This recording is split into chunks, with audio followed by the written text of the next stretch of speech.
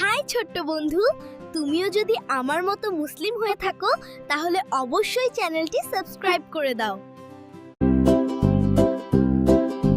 খালের ধারে সাদা বক দাঁড়িয়ে আছে একা, এক পায়েতে স্থির হয়ে পায় না কারো দেখা।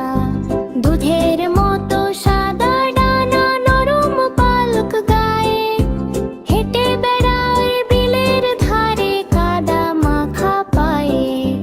লম্বা তাহার সরু গলা, লম্বা সরু ঠ্যাং, আড়ালে সব লুকিয়ে থাকে ছোট্ট কোলা ব্যাং।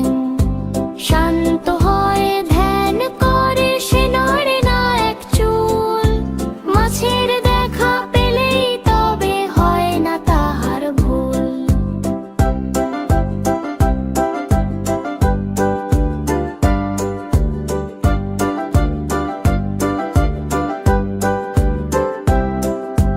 পুটি খোলসে মৌলা মাছ ধরতে সে যে পটু, শিকার ধরার সময় বক হয় না মোটেও ছোট।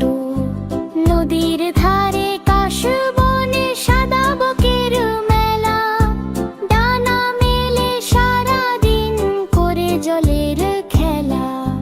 নীল আকাশে সারি বেঁধে উড়ে চলল ওরা, বকের ডানা সাদা মেঘে যায় না কভু ধরা।